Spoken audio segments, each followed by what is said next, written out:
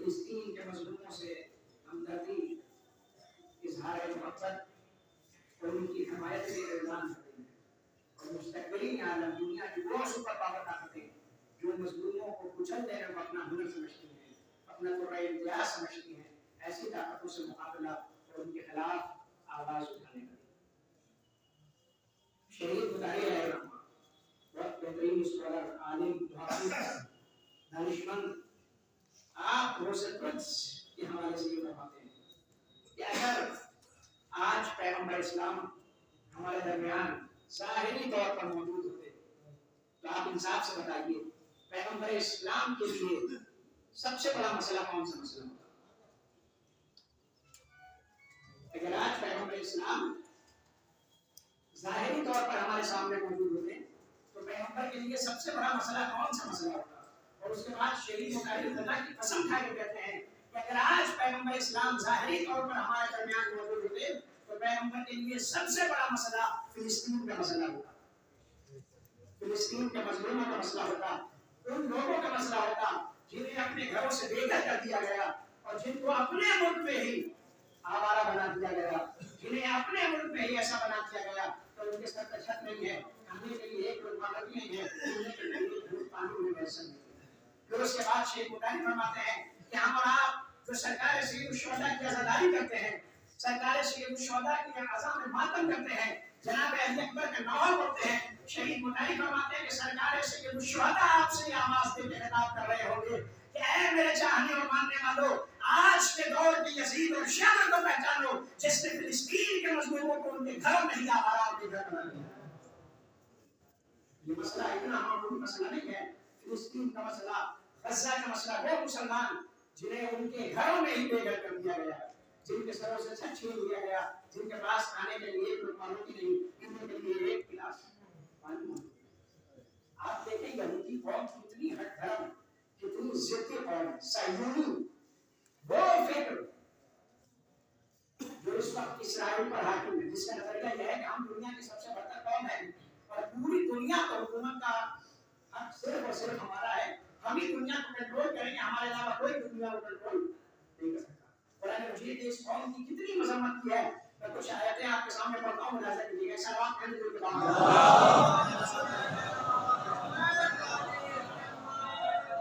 کسی قوم کے بارے میں قرآن مجید نے ایسی باتیں نہیں کی اور کسی قوم کی اتنی مذمت نہیں کی جتنی اس قوم کی مذمت کی.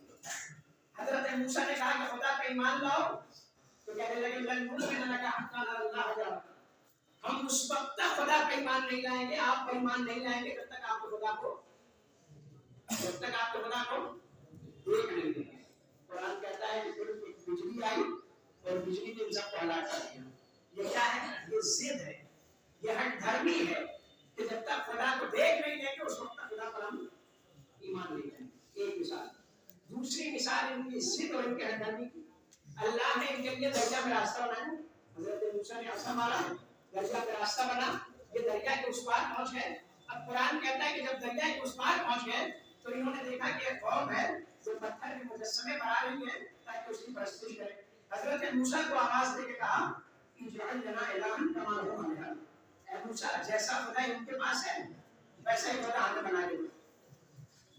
جس قوم کے لیے خدا نے دریا میں راستہ بنایا ہے وہ اتنی ضدی قوم ہے کہ حضرت موسیٰ سے کہہ رہی کہ جیسا خدا ان کے پاس ہے ویسا ہی خدا ہمیں بھی بنا کے دو. ملاحظہ کیجیے اس قوم کی ضد اور اس قوم کی ہٹ دھرمی. اس کا جواب پڑھ لیجیے.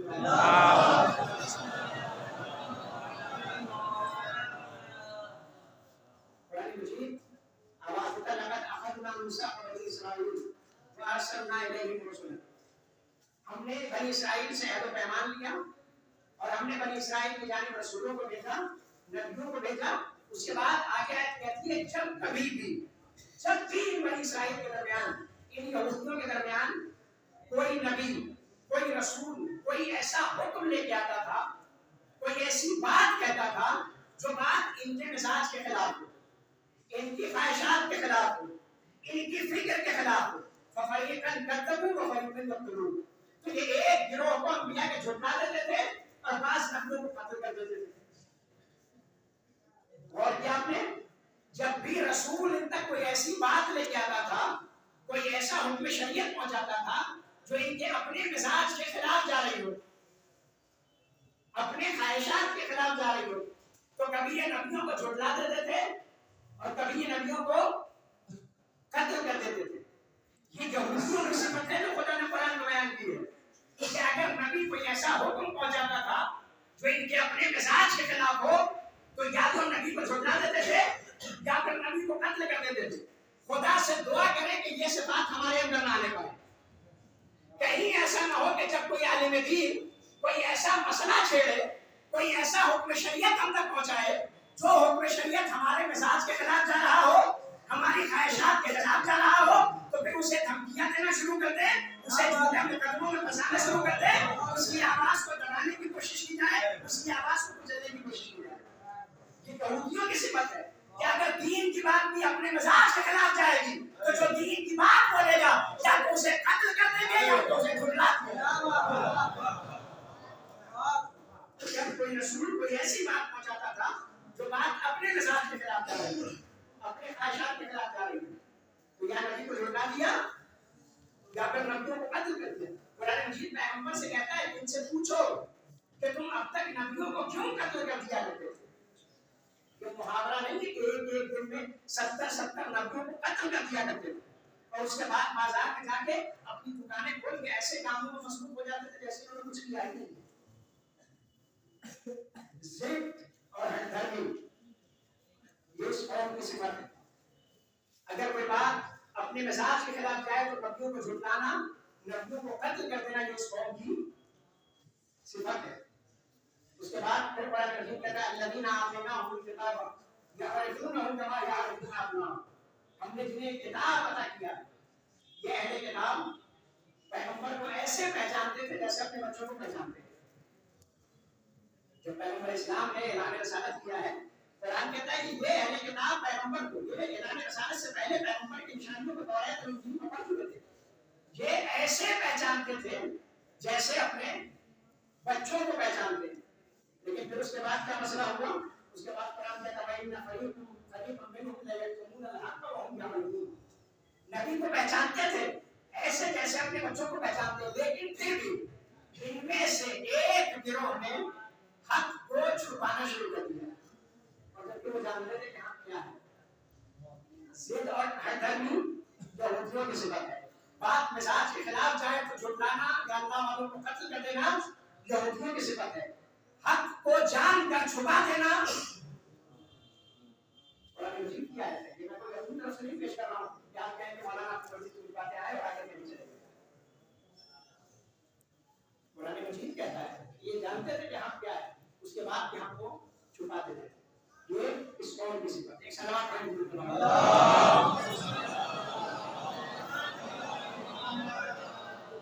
اور کیا صفت ہے یہودیوں کی اس قوم کی؟ قرآن مجید دیگر آیات کو بیان کرتا ہے فَأَخْذِهِمُ الرِّبَا وَقَدْرُوا أَمْوَالَ النَّاسِ بِالْبَاطِلِ، اللہ کہتا ہے کچھ چیزیں جو حلال تھیں وہ بھی ہم نے یہودیوں کے لیے حرام کراتے ہیں۔ وہ چیزیں جو حلال تھیں ہم نے وہ بھی ان کے لیے حرام کرا دی تھی۔ کیوں؟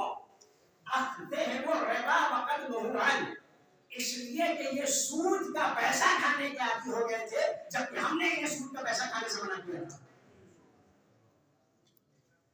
وَأَكْلِهِمْ أَمْوَالَ النَّاسِ بِالْبَاطِلِ، ایک تو سود کا پیسہ کھاتے تھے اور دوسرا لوگوں کے مال کو غلط طریقے سے کھاتے تھے۔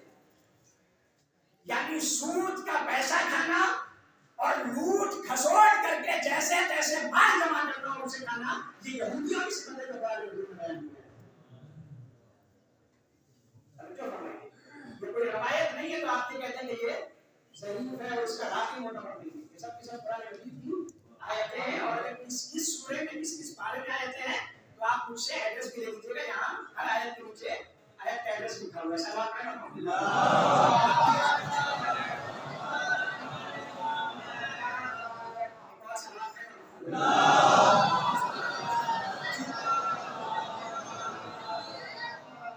اور کیا صفت ہے یہودیوں کی اور کیا خاصیت ہے؟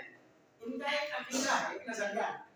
سورہ بقرہ آیت نمبر 80 اللہ کہتا ہے کہ یہودی یہ کہتے ہیں لن تمسنا النار الا ایام معدودات، ہمیں جہنم کی آگ نہیں پکڑے گی الا ایام معدودات، صرف کچھ دنوں کے لیے۔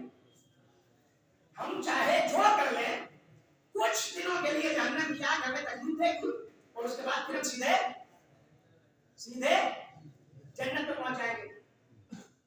آپ کا ایمان بتا رہا ہے کہ آپ خود سمجھ رہے ہیں کہ یہ بات کہیں نہ کہیں کسی نہ کسی حد تک ہمارے اوپر بھی فٹ ہوتی ہے. لن تمسنا النار الا ایام معدودہ، جہنم کی آگ ہمیں مس نہیں کرے گی، ہمیں نہیں چھوئے گی، مگر یہ کہ صرف گنے چنے کچھ دنوں کے لیے. ان کا نظریہ ہے ہم چاہے جو کر لیں، غزہ میں جتنے مار دیں، سیریا میں جتنے مار دیں، لبنان میں جتنے مار دیں، یمن میں جتنے لوگوں کو قتل کر دیں، ہمیں جہنم کی آگ صرف کچھ دنوں کے لیے چھوئے گی اور اس کے بعد پھر ہم سیدھے جنت چلے جائیں. کہیں ہم بھی ایسا ہی نظریہ تو نہیں رکھتے کہ ہم چونکہ مولا کے چاہنے والے ہیں لہٰذا چاہے جتنا مظلوموں کو دبا دے، چاہے جتنا مظلوموں کو بچا دے، چاہے جتنوں کا خون بہا دے، چاہے جتنوں کا مال ہڑپ کے کھا جائے، کچھ دنوں کے لیے عذاب ہوگا اس کے بعد پھر سیدھے. اگر کسی کے ذہن میں ایسا نظریہ ہے، ایسا عقیدہ ہے، ایسا گمان ہے کہ ہم چاہے جتنا گناہ کر لیں صرف کچھ دنوں کے لیے جہنم کی آگ ہمیں پکڑے گی اور اس کے بعد پھر سیدھے جنت میں چلے جائیں گے، تو یاد رکھیں کہ عقیدہ اللہ کی قدرت کو چیلنج کرنے کے برابر ہے. ہم گناہ کریں گے اور تجھے جنت میں بھیجنا، ہم نافرمانی کریں گے اور تو جنت میں بھیجے گا. خدا بند متعال کی بارگاہ میں تجربی، اللہ کی قدرت کے مقابلے میں اپنے آپ کو جری ثابت کرنا یہ سب سے بڑا گناہ ہے. اشد الذنوب مستخف به صاحبہ، مولا کائنات فرماتے ہیں سب سے بدترین اور سخترین گناہ وہ ہے جس گناہ کو انجام دینے کے بعد گناہگار کے سمجھے کہ یہ تو گناہ ہی نہیں ہے،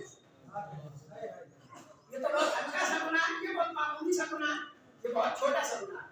تو یہ یہودیوں کے عقائد اور نظریات ہیں جنہیں قرآن مجید نے بیان کیا ہے. آخری بات قرآن مجید ان یہودیوں کے متعلق کہتا ہے لن ترضى عنك اليهود ولا النصارى حتى تتبع ملتهم، سورہ مبارکہ ہے بقرہ. قرآن پیغمبر سے کہتا ہے پیغمبر یہ یہودی اور نصرانی آپ سے اس وقت تک راضی نہیں ہوں گے جب تک آپ ان کی قوم کی پیروی نہ شروع کر دیں، جب تک آپ ان کے دین کا اتباع کرنا نہ شروع کر دیں، جب تک آپ ان کے نقش قدم میں نہ چل لیں. اور کیجیے گا آیت میں اللہ کہتا ہے پیغمبر یہ یہودی اور نصرانی اس وقت تک تم سے راضی نہیں ہونے والے جب تک آپ ان یہودیوں اور نصرانیوں کا اتباع شروع نہ کر دیں. سلام علیکم کے بعد